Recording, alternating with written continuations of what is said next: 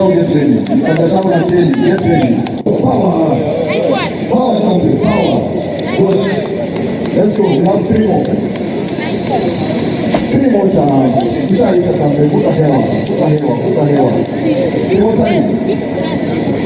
12 minutes in. 12 minutes in. Only 3 more flips, champion. 3 more flips. 3 more flips. Nice one. Good job. 3 more time.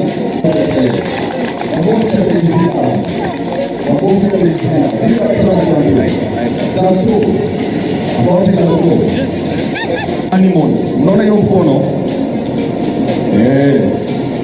Wacha tuone bana, wacha tuone hizi muscle kama hiyo oxygen. Unajua muscle mingi zinahitaji oxygen mingi. So wacha tuone kama mzito wa ready. Okay? Kevo. Uko tayari? Aya, tourist niangushie hiyo hapo, niangushie hiyo hapo. Kevo, are we ready? In 3, 2, 1, let's go. Good. Let's go, champ. Magoti chini kidogo champ. Let's go, good. Good.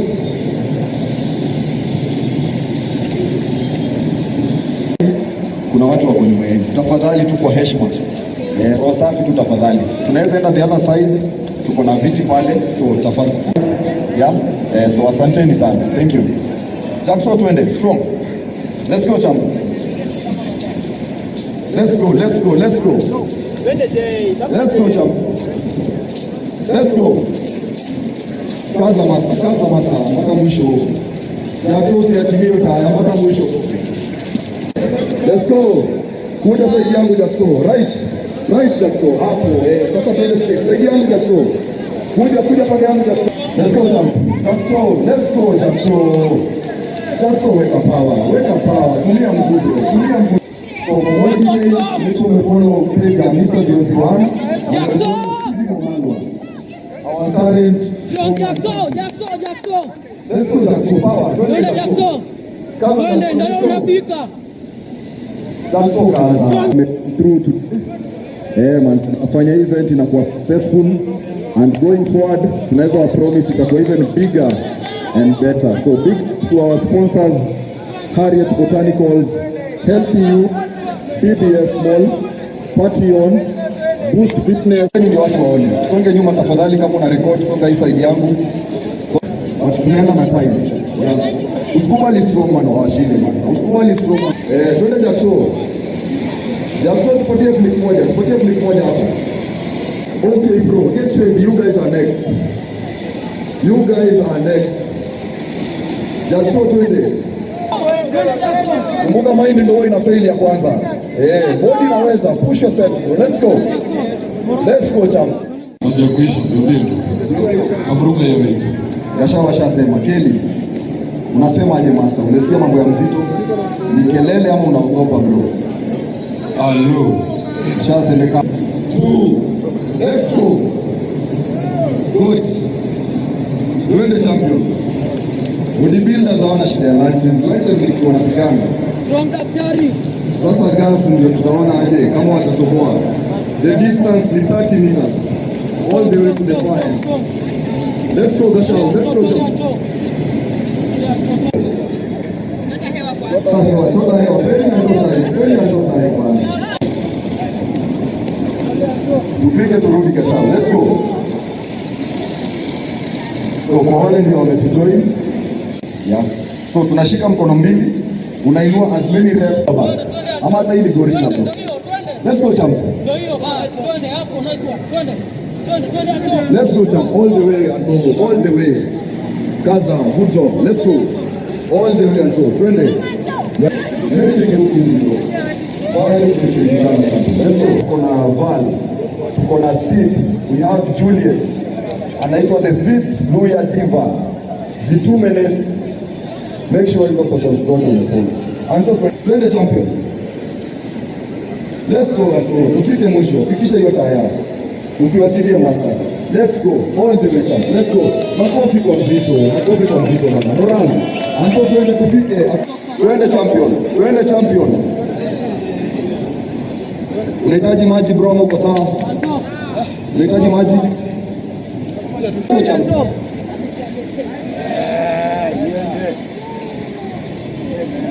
Let's go. Nice one. Usiachilie ishuke champion. Usiachilie ishuke Gachau. Let's go. Let's go champion. Let's go. Power bro, power. Weka form, weka shoulder bro. Use your back. Nice one. Good. That's okay too. More details in your drop soon. Trade and soul. Power bro, power. I am nation. Big up to party on. Tukimaliza this one. Join the champion. Let's go. Let's go. So Gachau amemaliza na 17 minutes 54 seconds. Wacha tuone OK Pro atamaliza na dakika ngapi. Let's go. Leo Kenya, twende. Tupige turudi. Kasi bro. Let's go. All the way. 30 meters. Tupige turudi. Tupige champion, angalia usiende sakini. Kenya is one of the top leaders here in Kenya, so make sure unaangalia, he's one of the best trainers here. So make sure follow page yake pale. So okay. Kenya pia anaoperatia golden tulip. So kama pia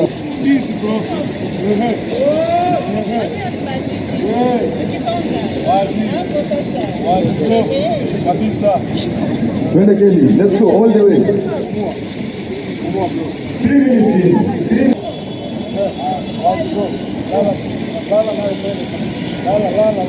Lala nayo champion. Use your hands. Kumbuka tumesema kwa wale wako wanajua BBS mall is the biggest mall in East Africa. Yeah. So let's go. Tupike mwisho champion. Tupike mwisho. Tupumzike mwisho. Kila mtu ako na formula yake ya kutrain, na kila mtu hiyo formula yake ya kutrain anaonanga the best. Na juu na training peke yako ama mna training watu wawili watatu, unaonanga hiyo formula yako ndio the best. Juu hujaitembea mahali ukaangalia wenzako kwenye wana training, hujaipatana na the best people. So event kama hizi zitakufanya find out the best people. Na ukipatana mahali kama pale venye mna challengeana, mnapitia ile challenge, kuna 1 2 3 things utalani na ndio zenye utarudi nazo pale penye una training. Ukiwa una training peke yako unaonanga hiyo training yako ndio the best, lakini ukikutana na wenzako tu kwenye challenge kama hizi, event kama hizi, unaji question mark, unajiweka kwenye meeting, una realize kumbe mimi formula yangu kumbe ni mbaya kabisa, nimekuwa nikijihurumia sana. Unajua ukiwa na training peke yako unakuwa unajihurumia, unafikanga limit zingine hutaki kuruka. Hiyo limit yenye unafikanga daily ndio unataka kufika, lakini ukikutana na wenzako unakuja kurealize kumbe kuna wajamaa, kumbe kuna maninja huku nje, kumbe kuna wasee wenye na training vibaya sana. Mimi nimekuwa nikijihurumia, unajiwekea sympathy. Mazee hii imetosha, hii training imetosha. Kumbe kuna wajamaa wanalifting a lot. Kumbe kuna wajamaa wanalifting 10 times you. So ukienda kwa event kama hizi zinakufunza. Na venye unatoka a different person. Si venye uliingia. Juu umepatana na mtu amekuchallenge. Na hata amekuacha na lap kubwa sana. Inamaanisha hiyo formula yako ulikuwa na training nayo ni bogus. Hiyo formula yako ulikuwa na training nayo, you need to change it. You need to come up with a new formula. Ndio ukirudi kwenye hiyo event tena ukue at least umeimprove. Unajua ukiwa na training hapo peke yako, either ni taekwondo, kama ni kickboxing, kama ni boxing, kama ni hata ni 100 meters, kama ni gym and lift weight, kitu yote how to respond kwa zile obstacles. You come with the way yenye unaanza kuimprove, ya wewe responding. Kama ni pulling yenye ilikuwa inakulemea pale na wewe unajiamini tu pale kwenye gym yako, wewe ndio una lifting heavy back, lakini ulipoenda pale hiyo ile challenge ilikulemea. Yaani wewe umezoea ile ukiwa kwenye gym yako umezoea back, wewe ndio the greatest, wewe ndio una lifting ile weight the heaviest, lakini ukienda pale kwenye ile challenge unakuta wewe bado kuna jamaa na train 2 times you, hata 3 times, hata 4 times, hata 5 times you. Ni a way of challenging you na ni a way of learning a lot. Unaweza kuwa umetoka pale as a loser, lakini umelearn a lot. If you're willing to go extra mile, you will improve.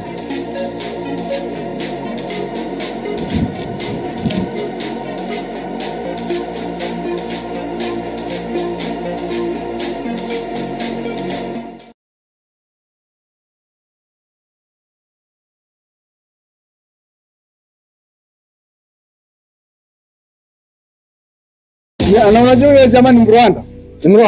Ni Mrwanda, si kuna transaction fulani tulifanya hapo. Nikafanya transaction nyingine hapo, nikaona jina nyingine hapo ya Kirwanda, ni Mrwanda yule jamaa. Nikamuuliza ni Mrwanda wapi? Jamaa amekuja paka Nairobi, anakuja na anafanya hizo competition kama zote. Maybe tumemwona nikamuingia. Mapush hapo. Unajua sisi kifika ni kwa kadi sisi tunapotelea. Sasa kifika ni kwa challenge za chuma tutaingia. Hadi tena hiyo bidii. Au unajua? Sasa unaonanga wanawake venye wanajashilia. Mwanamke at 20s, at 19 to 25. Mwanamke kusaa kabisa, shape iko sawa. Lakini akifika 25 to kuendelea mbele amejashilia kabisa. Demu ni mdogo lakini ana mashavu kama yani haonekani kama demu tena. Yani mpaka akivaa trouser anakaa shapeless. Lakini anasema eti haizi train. Na ukimwambia ukweli inamuuma. Anaona una body shaming. Tuna body shaming. Mimi naambia. Nilikuwa nimeona tena.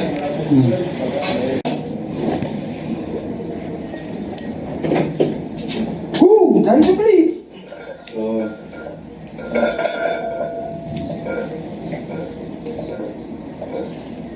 3, 2, 1.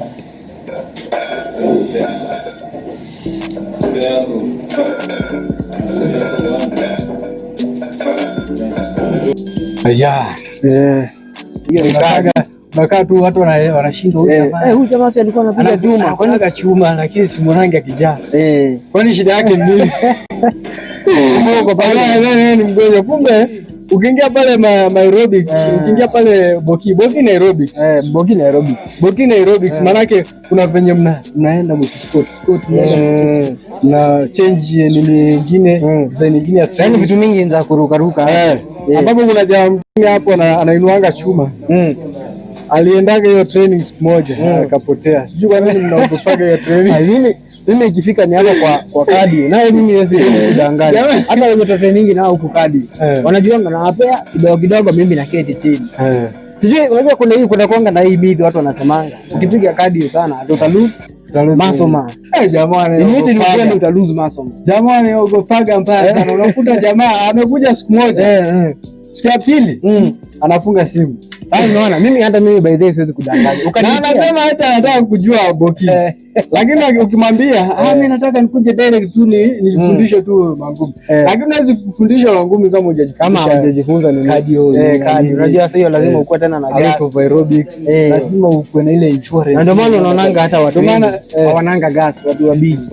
Hawananga gas. Lazima gas.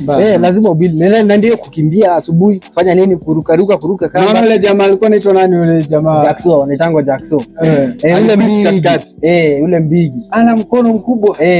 Ama yule jamaa mwenye walikuwa wanapiga push-ups. Nakumbuka yule jamaa alikuwa anapiga push-ups. Si kila mtu aliquit. Kila mtu mwenye mwili pale aliquit. Kila mtu mwenye mwili pale aliquit, akaacha yule kijana. Kijana akakuwa na mwili kabisa. Akina mkono. Nikapiga picha. Akana mwili, akana mkono lakini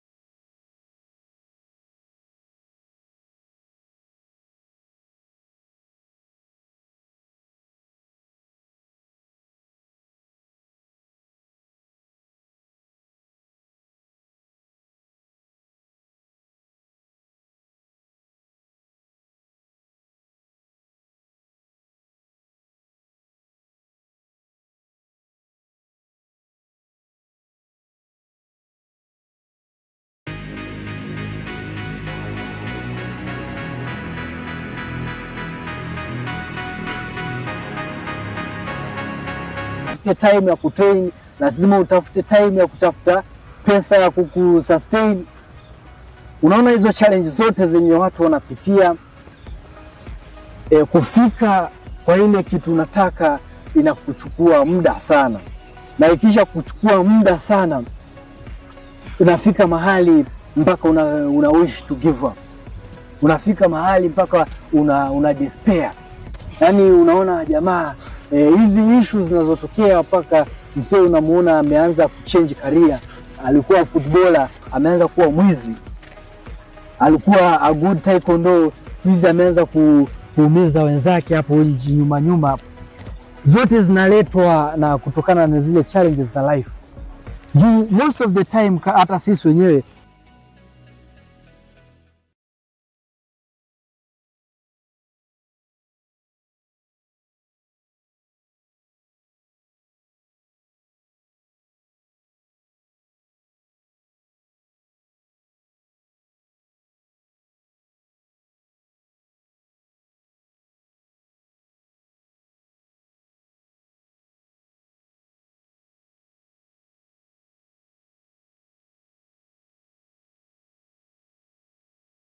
nikiwa primary school kulikuja program fulani ya kurecruit mavijana wa shule, wenye wameachieve, wamekuwa the best, ambapo ilikuwa ni taekwondo. Tulienda a lot of schools, tukaenda paka Malindi, tukaenda Kwale, tukaenda wapi. So kulikuwa na watu zaidi ya 20 walichagua kuja kuparticipate hapa Nairobi. Na wakati tulikuja kabisa, tulikuwa sponsored, tukakuja paka Nairobi, tukakuja tukafanya huo mchezo wa taekwondo. Na tuliwekwa mahali kama dormitory, tukawa asubuhi tunaingia mazoezi. Ikifika saa tatu hapo, after kunywa chai, after kufanya kila kitu, tunaenda kucompete na tukamanage wengine wetu tukasemekana kwamba tutaenda Qatar kwenda kucompete more hapo Qatar.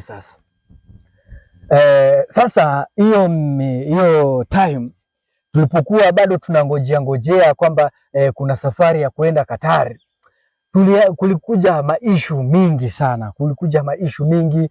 Ndege tulikuwa tunafaa kuenda nayo sijui imefanyika A na B, pesa sijui zimefanyika nini, sijui, yani wewe umeparticipate kwenye ile mchezo, umepata certificates zako kwenye ile mchezo, ukarudi nyumbani ukaambiwa tarehe fulani na fulani mtapigiwa simu muambiwe mkuje mahali fulani.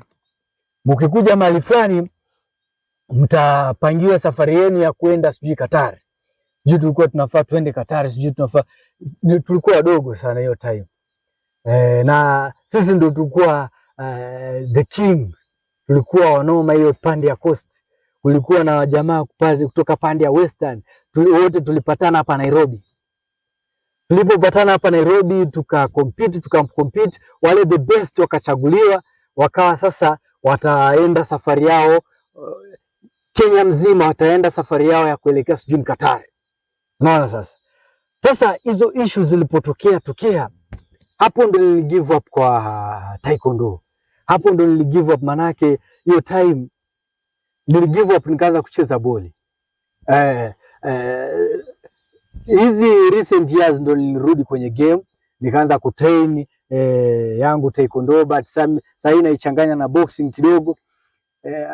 Generally nafanya martial art ama all fitness yote kwa ujumla, but hizo vitu ndo zilifanya mpaka tuka give up. Na siku moja nilikuwa na baba yangu mahali tulikuwa tunaongea, akaniambia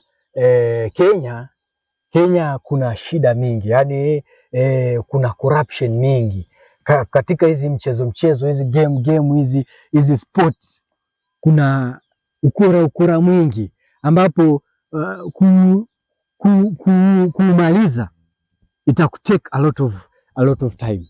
kumaliza itakuteka a lot of time. Wengi ugive up, wengi kufa moyo sana. So for me ikafika mahali nikaanza kufanya nikaanza kujisaidia mimi mwenyewe. Nikanunua gloves, nikanunua weights, nikanunua kamera, nikanunua kila kitu. Nikasema nisipofanya kenye nitafanya itabidi nianze kufanya filming. Hii kifail nitafanya filming. Hii kifail nitafanya training. Hii kifail nitafanya boxing. Hii kifail, yani nikaziweka zote kwa ujumla. Juu hujui ni gani itawaka na ni gani itakufail. Hii kikufail utaanza kufanya hii. Ndio maana channel yangu imechanganywa na kila kitu. Utapata acting. Mimi nikipatana na watu wanataka kufanya acting, nafanya nao acting. Nikipatana na watu wanataka kufanya fitness, nafanya nao fitness. Nikipatana na watu wanataka kufanya nini, yani nilijiweka all weather. Yani naweza fanya kila kitu. Multitasking. Juu in Kenya right now, kufika penye unataka kufika, lazima utumie ukora, lazima ufanye frauding, lazima ufanye vituko vingi sana kufikia dream yako. Ni kama sahii mapasta wengi wa Kenya miaka ya kitambo walikuwa na kashfa mingi wakaonyeshwa kwa TV jinsi wanafanya utapeli. Sahii ukiwaona unaweza dhani ni watu wa Mungu kweli, lakini wana historia mingi, wana historia kubwa mbaya sana, ambapo hiyo historia inaleta picha mbaya kwenye wale watu wanakuangalia chini yako. Maanake wale watu wanataka, unajua hii dunia watu wako na shida mingi sana kwenye mili zao, kwenye financially wako na shida, kwenye familia zao wako na shida. Sasa ukiwaambia watu kwamba unaamini kwamba yani ukiwaambia kitu fulani wanaamini tu. Ndio maana watu wengi wana fall into trap of conmanship. Wanakuniwa kwa sababu ya hiyo kuamini sana. Unaona? Sasa kwangu mimi ilifika mahali nikaanza kujiamini mimi mwenyewe. Nikasema nikipatana na watu wanafanya hii kitu nitafanya. Nikipatana na watu wanafanya hii kitu fulani acting nafanya. Nikipatana na watu wanafanya hii comedy nafanya. Yani lazima ujiweke multitask. In Kenya lazima multitask. Watu hawajui wewe unafanyanga nini. But in reality mimi nafanyanga general fitness. Ukikuja kwa taekwondo niko sawa. Ukikuja kwa boxing niko sawa. Ukikuja kwa acting niko sawa. Ukikuja kwa script writing lazima tutaandika hiyo script na nita make sure nimeiua venye nafaa. So in that situation sisi wenyewe lazima tujiaccept kwamba in Africa, ukizaliwa in Africa lazima ujue uko 10 years, negative 10 years. Umezaliwa tayari uko negative 10 years. Kuna muda fulani watu walikuwa wanasemanga mtoto amezaliwa sahihi, hata mtoto amezaliwa sahihi in Africa akona deni. Hata mtoto amezaliwa sahihi in Africa akona deni. So ukijaribu kuangalia kama mtoto amezaliwa sahihi akona deni, inamaanisha kufikia hiyo dream yako inakuaga umejituma sana. Inakuaga umepitia a lot of challenges sana. Inakuaga umepitia ile kwenda kupata masomo yenyewe in Africa ni so challenging. Kuna wanyama, sijui wildlife. Unajua pale kwetu hiyo mitaa kwetu huko karibu na Savo huko, ilikuwa saa zingine mnatangaziwa kwamba simba amevunja kingo, amevunja hizo waya za stima, akatoroka kwa game park. So inabidi mnapatiwa muda wa kurest. Unajua pale hakuna school bus, watu wanatembea kwa mguu. So unapatiwa muda wa kurest, mna rest mpaka ile siku msikie mnyama ameshikwa amerudishwa kwenye park. Unaona? Kupata ile masomo yenyewe ni challenging. Kupata ile masomo yenyewe inafaa ni challenging. Juu school fees, sijui nini, yani vitu kadhaa zina kuchallenge pale. Haya, ukikuja kwa kufanya dream yako sasa, ukikuja kwa kufanya kenye unachopenda sasa, inakuwa challenging pia. Kuna vitu mingi vinakubana sana, kuna vitu mingi zinakuchallenge sana weather si nini, si njaa, yani lazima utafute pesa, lazima utafute time ya kutrain, lazima utafute time ya kutafuta pesa ya kukusustain. Unaona hizo challenge zote zenye watu wanapitia, kufika kwa ile kitu unataka inakuchukua muda sana, na ikisha kuchukua muda sana unafika mahali mpaka una wish to give up. Unafika mahali mpaka una despair. Yani unaona jamaa hizi issues zinazotokea mpaka msee unamuona ameanza kuchange career. Alikuwa footballer, ameanza kuwa mwizi. Alikuwa a good taekwondo, siku hizi ameanza kuumiza wenzake hapo nyuma. Zote zinaletwa na kutokana na zile challenges za life. Juu most of the time hata sisi wenyewe kazi tunayofanya tunaifanyanga bure. Most of the time kazi tunafanya tunaifanyanga bure, zingine tunafanyanga bure, zingine yani unasema ile pay unalipwa ni pay ndogo sana, acha ufanye tu bure juu unaipenda. Unaona? So most of the politician hapa, most of the celebrity hapa Kenya unakuta wanaingia kwa ile nini, ile box ya kufaking it. Wanaingia kwa hiyo box ya kufake it till you make it, kwa sababu ni pressure inayotokana na mafans wako. Mafans wako wanadhani wewe una earn a lot of money, lakini in reality you're not earning anything. Mafans wako wanadhani wewe you are making good money kwa sababu wamekuona na Ruto, wamekuona na mapolitician, wamekuona na mtu fulani, wanadhani wewe una make a lot of money, but in reality it was just a picture. Unajua kuna tofauti ya picha na kumake it. Kumake it in personal bro.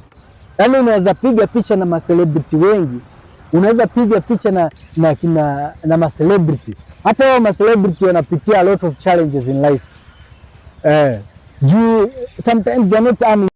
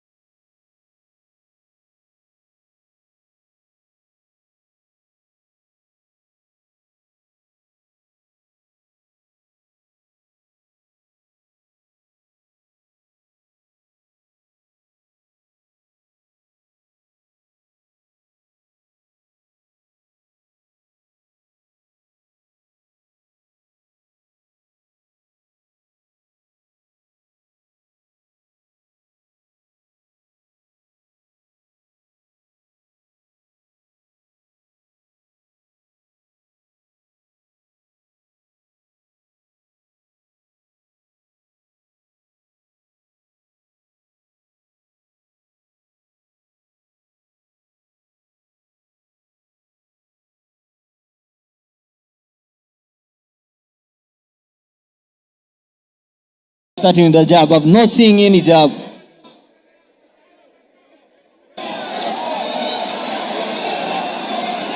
Mully is hurt, and that's why he's clinching. And Chalo punching harder than Mully. Really, really hard. Yeah, even the physique, as you can see, the physique, Chalo has a bigger physique compared to Yeah, sometimes Mully. I wonder how you have a bigger physique and you have the same weight category.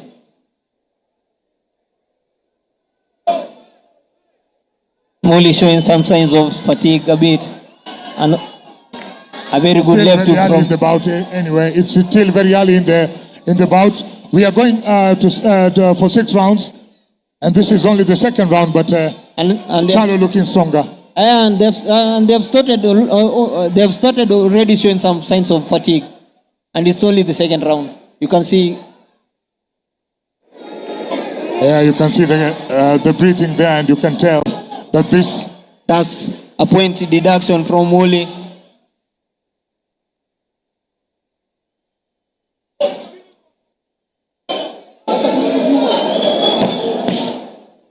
Ten seconds remaining. Fire, man! Fire! Fire, Bob! Thank you! Fire, Bob! Thank you! Let's go! Yeah, and we finished the second.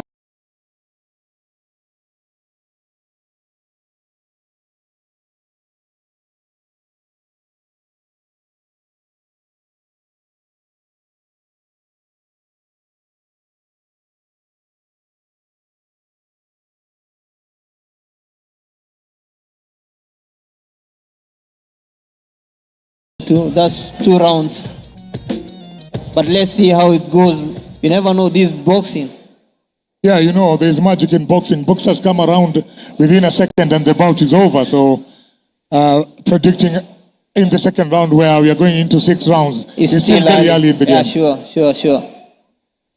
Secondas out of the ring, round number 3.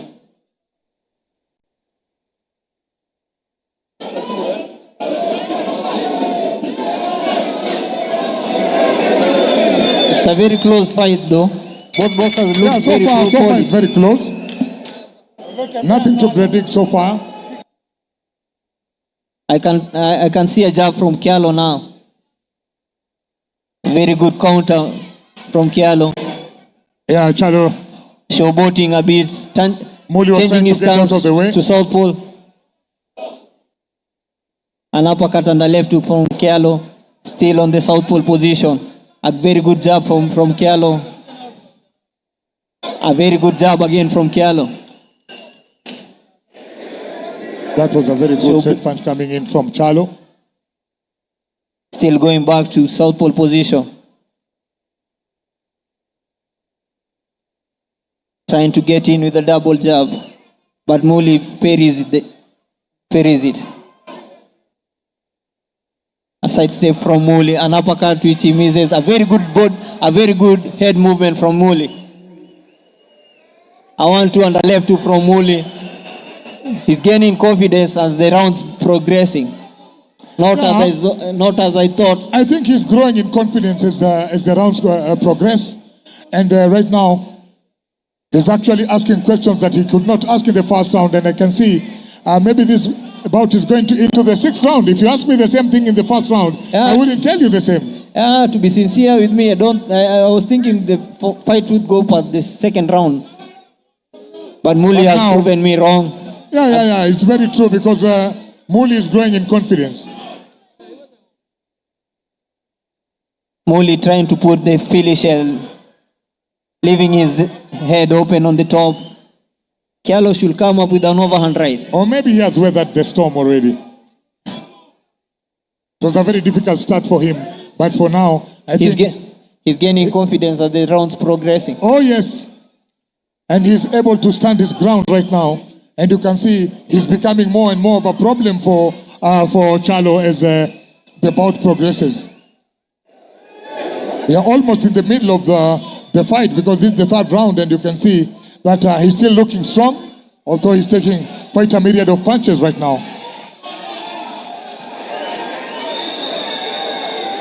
Chalo throwing some very hard body punches. Mully coming back with some combination of punches, which is good. Yeah, I think Mully is punching well, but not hard enough. Yeah, I think this is one of those boxers who don't really have to start strong, but he's a very strong finisher, if you ask me.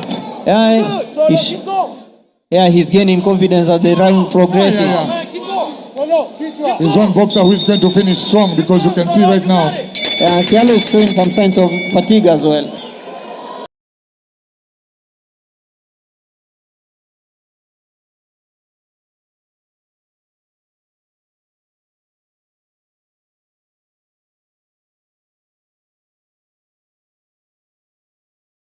Out from Sportybet, okay? Get your wins. Ladies and gentlemen, in Sportybet, it's the only place whereby you are a winner even when you're losing. So you can cash out earlier when your team is losing. So ladies and gentlemen, download the Sportybet app.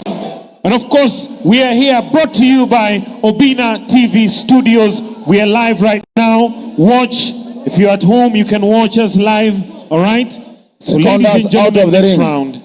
Secondas out of the ring, round number 4.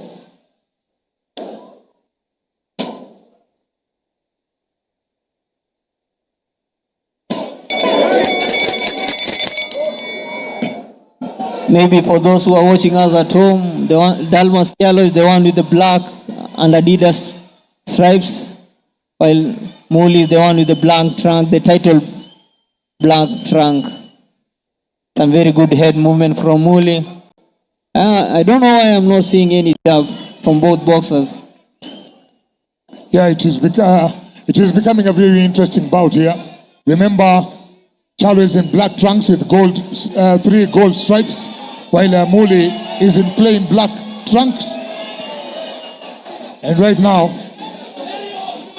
the kind of bout we are seeing now is not the kind of bout that we started with, because right now there are pretty much a lot of exchanges, especially in this 4th round. It has started very strongly for both Chalo and Mully, especially Mully, who has grown in confidence over time. Yeah, it's a very positive outcome from Mully, showing some exchanging as Chalo is exchanging, unlike the first 2 rounds where he was just backpedaling, going back to the Philly shell. Yeah, at the beginning, it looked very easy for Chalo, but right now I can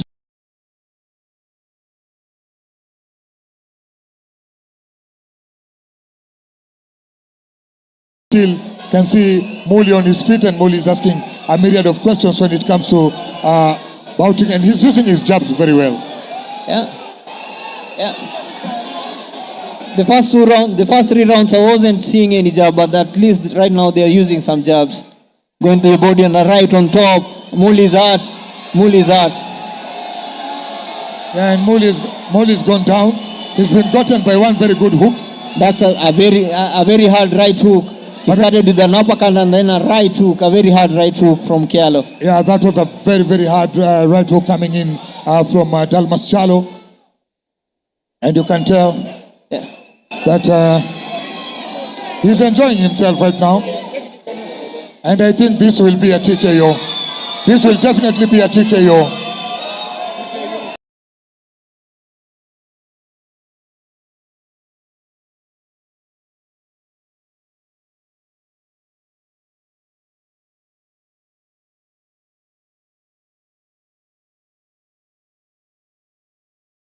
Two by a KO. I think Mully is a bit confused. I don't know why the medics are telling him to come out. They should treat him while still in the ring. Yes, a smiling Dalmas Chalo. His 4th fight without a loss. That's a TKO win for Solomon Mully.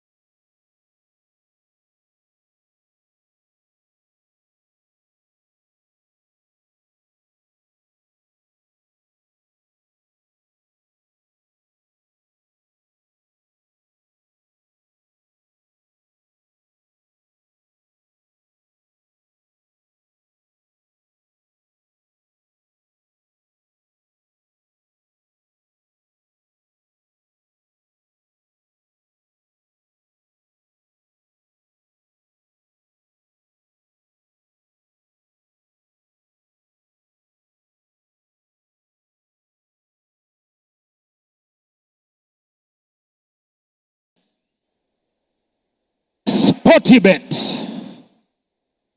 All right.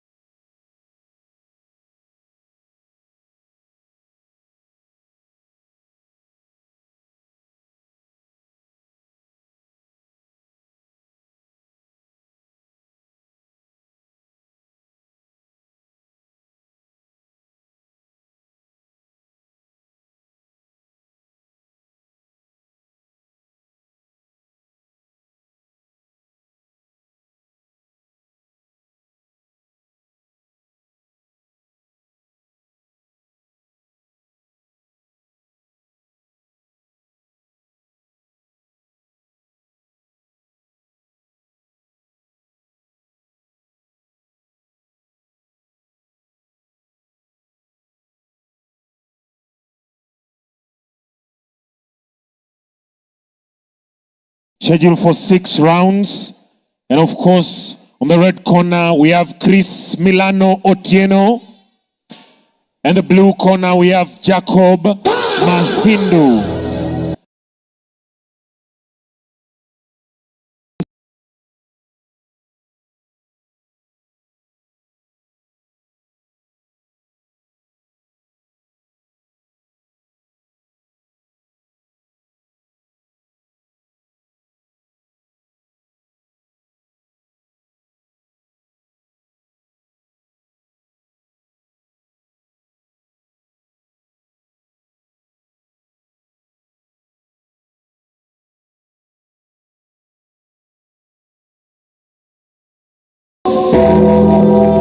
Ladies and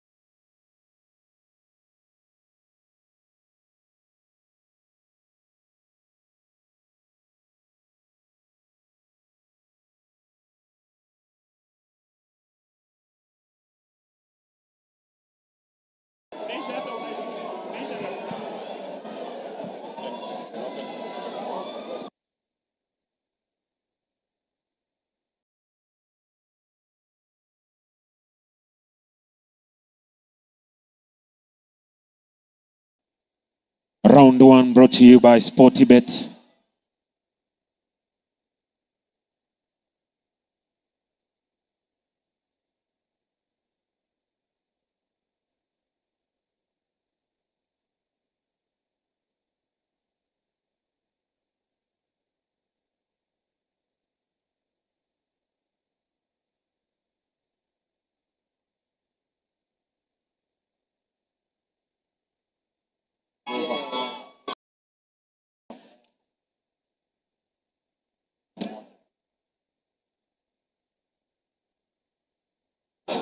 Referee. See the medics for gloves.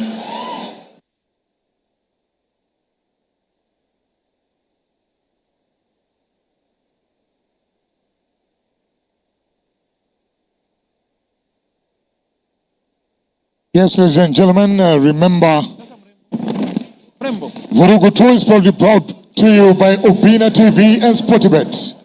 I am your lead commentator. My name is Peter Kirumba, alongside Benson Gachau. And now, we will be watching from the red corner, Chris Milano from Kayole Rapids Boxing Club. Started under former international coach Valdez Ochieng, and now under coach David Mailu. He has 6 fights, 6 wins, 0 losses, and 1 win by KO. He's fighting against Jacob Mahindu, who started his boxing in 2019 under coach the late Carlos Mully. He has 4 fights, 1 win, and 3 losses. How do you get this fight, Ben? I think this is going to be a very entertaining bout, but I looks have very Chris interesting Milano. when you look at the statistics. Looks very interesting. Round number 1. And even the height, Chris Milano seems to be taller than Mahindu. I hope Chris Milano will use his range well.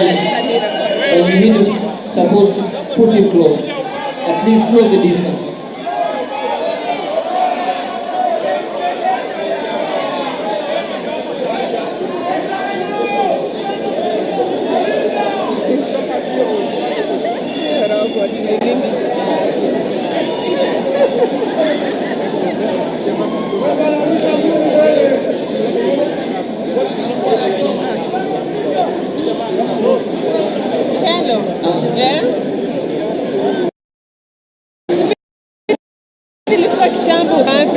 Chris Milano, the one wearing the silver and the black hand. Well, Jacob Mahindu, the one with the blue hand. Jacob Mahindu seems to be the shorter boxer. I don't know why he should close the distance instead of going in a bit. Going back with the right.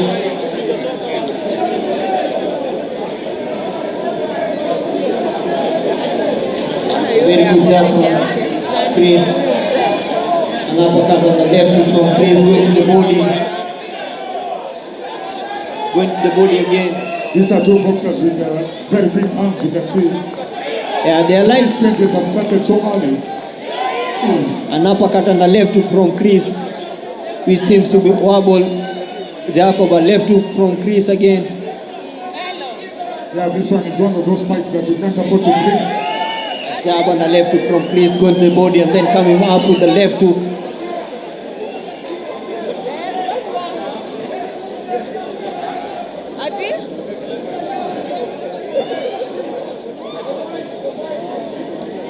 Going to the body with the right, but Mahindu pulls back. And Chris changing to southpaw stance. A very good 1-2 from Chris. Throwing a crawling jab. I think these are 2 boxers that are trying to be a bit adventurous against each other. And there, Jacob Mahindu goes down. I think he got 1 left hook to the body. But it wasn't that painful. But I can see he's still strong. He still can get up and continue to fight. But that was a good punch to the body. Yeah, that was a very good punch from Chris Milano, even though it was not that powerful. Throwing a calling jab. A calling jab again. I don't know what he's want to do. A jab, even though it's not effective. Yeah, I think Milano is very good at using his jab, keeping his distance from his opponent. Yeah, he's the taller boxer. He's using his height very well. Yeah, because I can see he's using his height very well. He has a longer reach.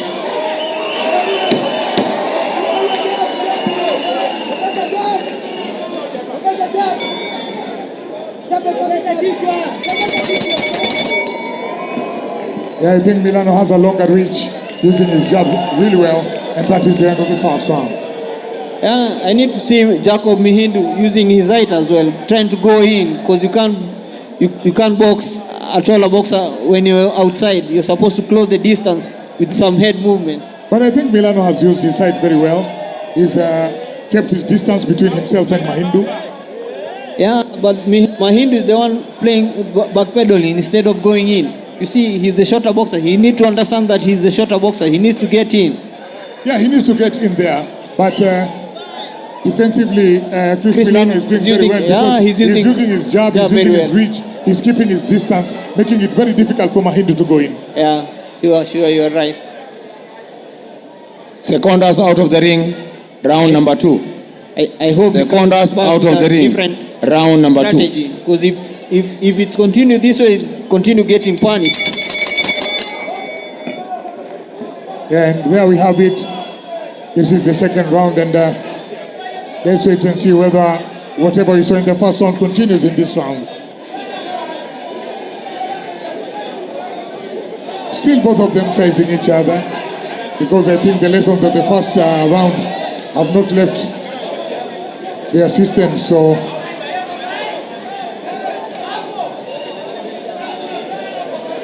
a very good one too from Chris Milano. Yeah. Going to the body with the right. And again, Milano looks very quick on his feet. Yeah, you can see Viggs, a very good combination on right, lap and on the right from Chris Milano.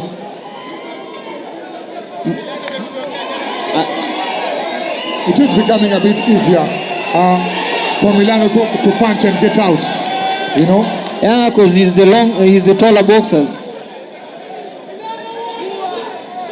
I wonder why sometimes there's some boxers that won't always keep their guard up, but they are very alert when they are being attacked. I wonder how, because I think from the basics of boxing, you should always keep your guard.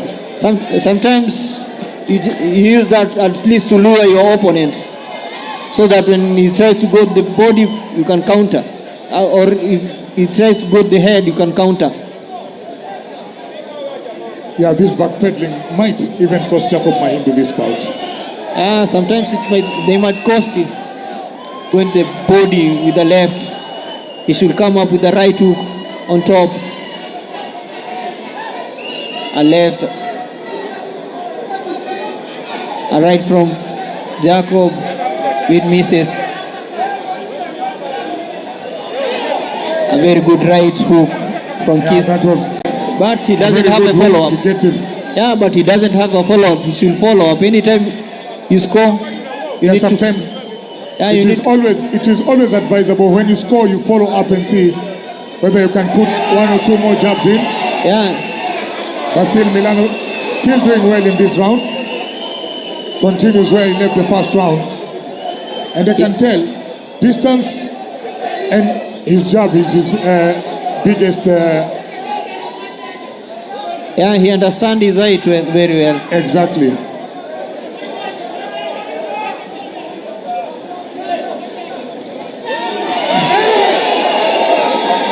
A very good left, a very good right from Chris. I think he had read his script very well coming into this bout, because he has kept his distance all throughout the first round, and this second round he still continues the same way. Always wonder what makes Dad's nyama choma so yummy. You smell that? Yum! It smells so good. Because the way he's boxing, that's a losing battle. It should put him close.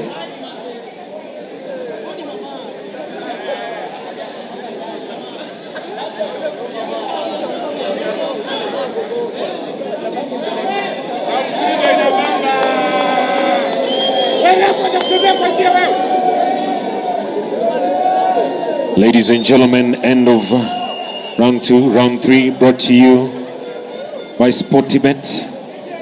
Remember, ladies and gentlemen, when you're 2 up, it means if your team is winning 2 goals up, you can take your money and enjoy it. You know, this is Sportybet, where you are a winner even when you're losing. All right? Secondas out of the ring, round number 3. Secondas out of the ring.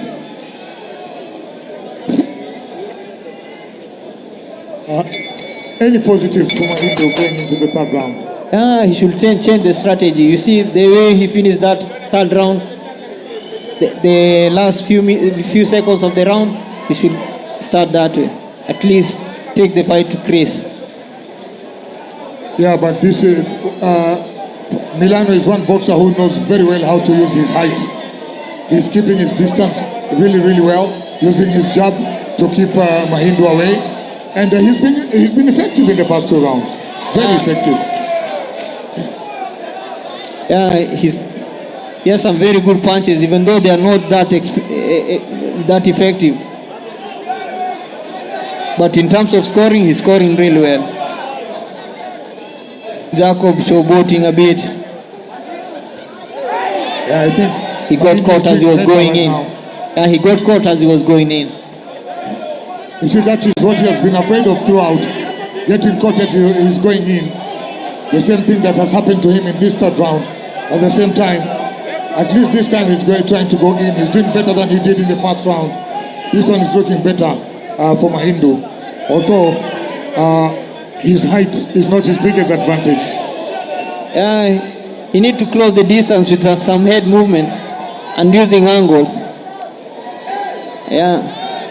I think he's getting confidence as the rounds progress.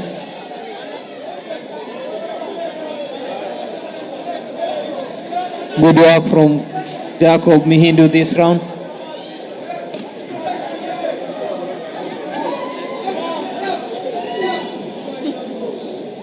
A right from Jacob. A jab from Chris. For those who are watching us from home, Chris Milano is the one with the black and silver trunk. Jacob Mahindu is the one with the blue trunk. Chris turning to southpaw position, having his right hand and left hand forward, going to the body with the left, which Mahindu misses. A right and a left and a right from Chris. Again, he's been caught twice when trying to go in, but at least he's going in confidence in this round. Yeah. He's done better than he's done in the last 2 rounds. Yeah, he should go in as he's making some head movement. That way it will be hard for him to get caught.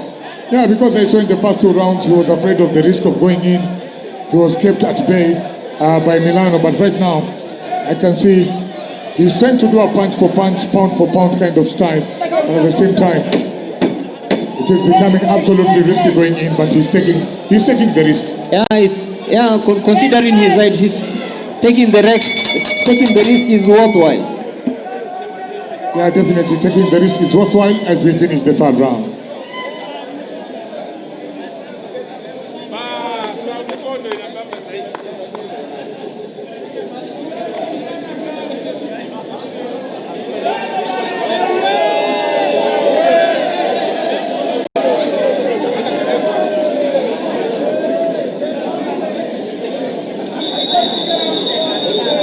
Make some noise for the boxers, ladies and gentlemen. Obina TV Studios making this happen in a big way, ladies and gentlemen. Remember, we are powered by SportyBet TV. Here I download the application, watch World Cup matches live and different other games and matches as well. Secondas out of the ring. Round number 4. Secondas out of the ring.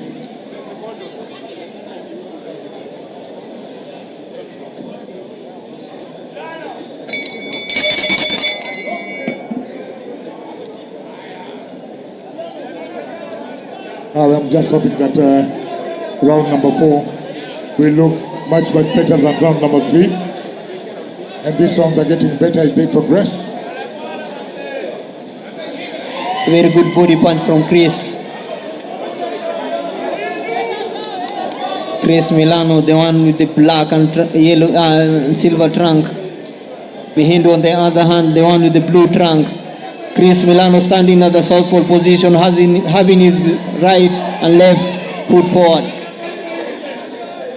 Oh, Mahindu has been saved by his quick feet because there was a hook coming in, but didn't really find him. And at the same time, that one goes straight into his face. He scored very well there, Chris Milano.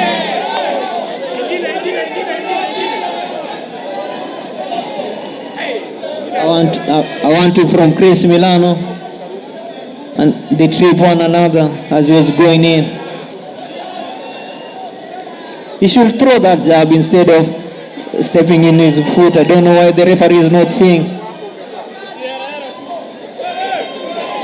A left from Chris Milano, an uppercut left from Chris Milano.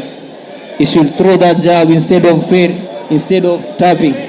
I think Chris Milano understands the threat that is Jacob Mahindu. If he is able to get in, it will become very difficult for Milano. So he's been keeping his distance. He's been keeping.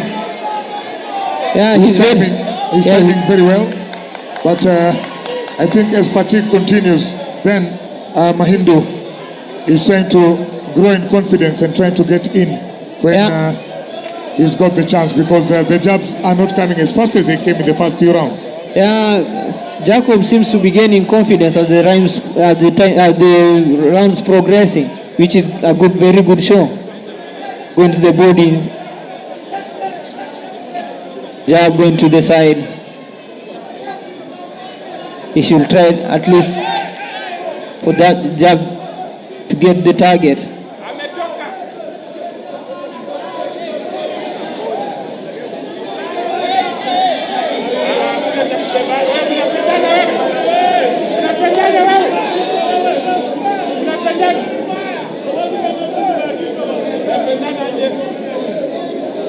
Yeah, and the referee there trying to caution Milano, telling him next time I'm going to give you a warning.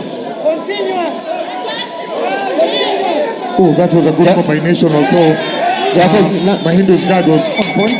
Mahindu should avoid the ropes. Make some noise, ladies and gentlemen.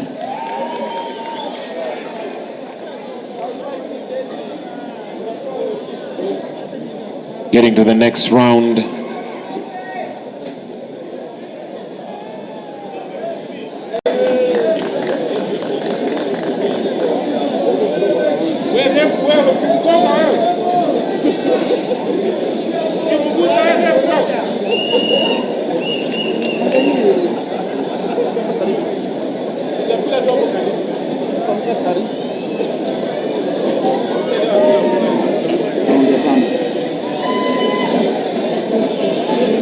This is just the beginning, ladies and gentlemen.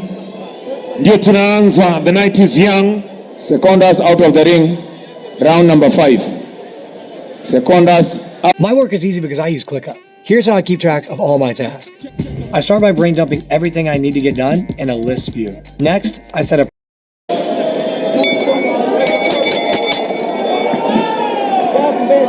and we get into round number 5.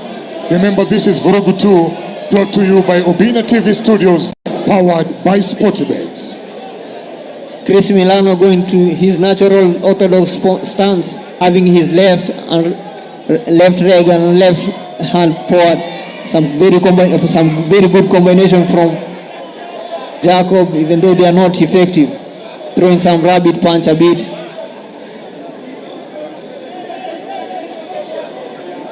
I can hear his coach telling him, Coach Kilu telling him that you should not box as he's boxing.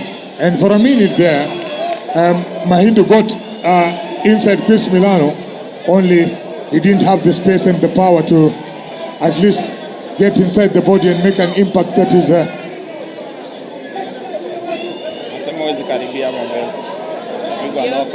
I think now you can see the punches work quite clearly. He's keeping his distance, trying to get the timing to get into, at least get into Milano's body, but it's becoming more and more difficult as the round progresses.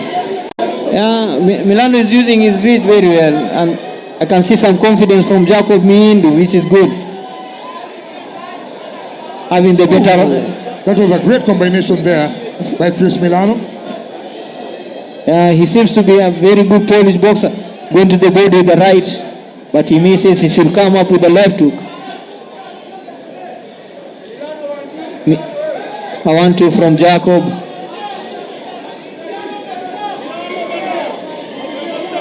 A right and a left, which Chris Milano misses and goes back to the southpaw position.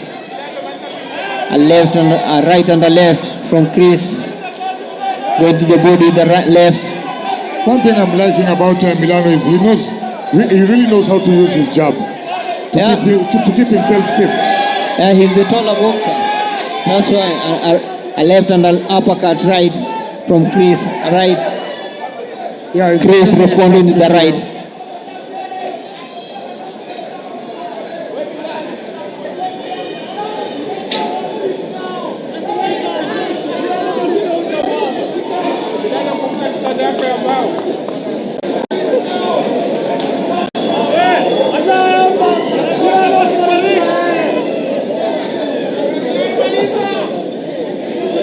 I want to from Chris, we don't get to the target. Yeah, and I think Milano is slowing up the game a bit, taking his time, not throwing jabs as fast, but that one got in. A very good left from Chris. But I think the follow-up is letting him down. He's lacking the follow-up. Sure, he's lacking the follow-up. But he's under very, very good coach, David Kilo. Yeah, and even where he started off with a very good coach, Coach Valdez Ochieng, who is a former international boxer. Yeah, David Kilo is one boxer that Kenyans really enjoyed watching him. And mostly in the professional ranks, he did very well. He's one of the most accomplished boxers in the professional ranks. Yeah, he's one great professional if you ask me, because I've been around him and with him around the Pal Pal promotions, and I know this is one of Kenya's greatest boxers. Yeah, he represented Kenya at the Kuala Lumpur Commonwealth Games in 1996. Secondas out of the ring. Last round, round number 6. Secondas out of the ring. Where Kenya managed to win 2 silvers and a bronze. The silver came from Abdul Solomon Okinyi, Kinyua, the bronze from David Opio. We are into the last round.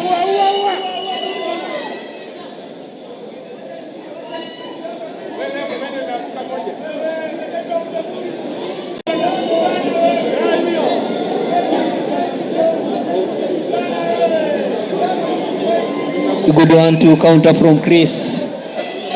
Very interesting boxer, this Chris Milano.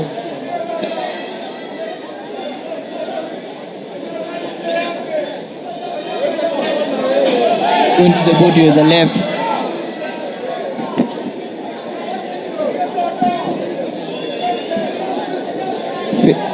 Feinting an uppercut instead of throwing it. Jacob throwing some jabs. We don't land to the target. A very good counter from Chris. Because I can see if Mahindu had the height of Milano, this fight would have been a bit more interesting, because right now I think he's in disadvantage, yeah?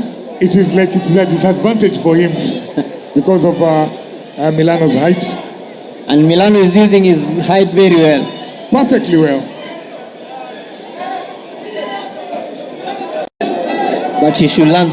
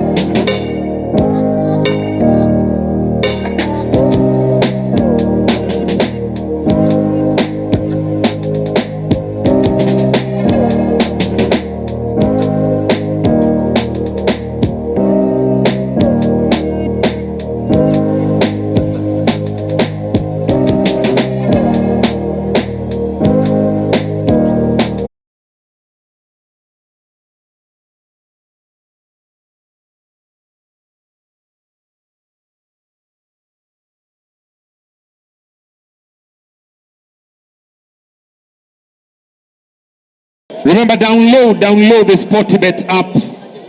Okay, and you get to watch matches live. That is your home for live matches. An amazing betting, ladies and gentlemen.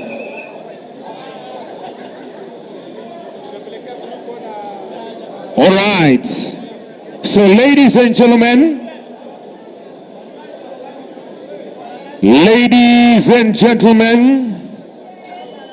Judge 1, red 59, blue 54. Judge number 2, red 59, blue 54. Judge number 3, red 59, blue 54. Ladies and gentlemen, powered by Sportybet, the winner by unanimous decision is Chris Milano, red corner.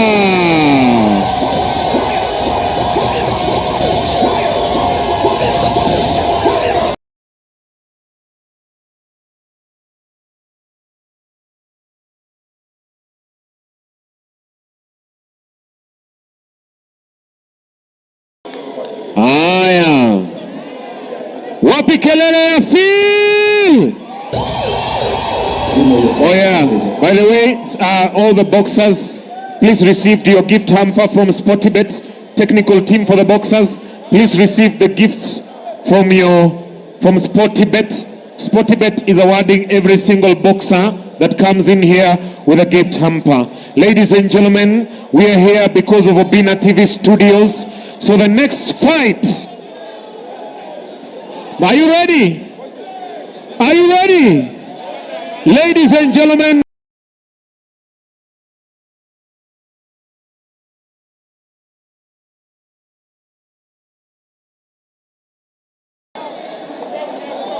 James Mbalimbal Oduor on the blue corner and Alfayo Siwo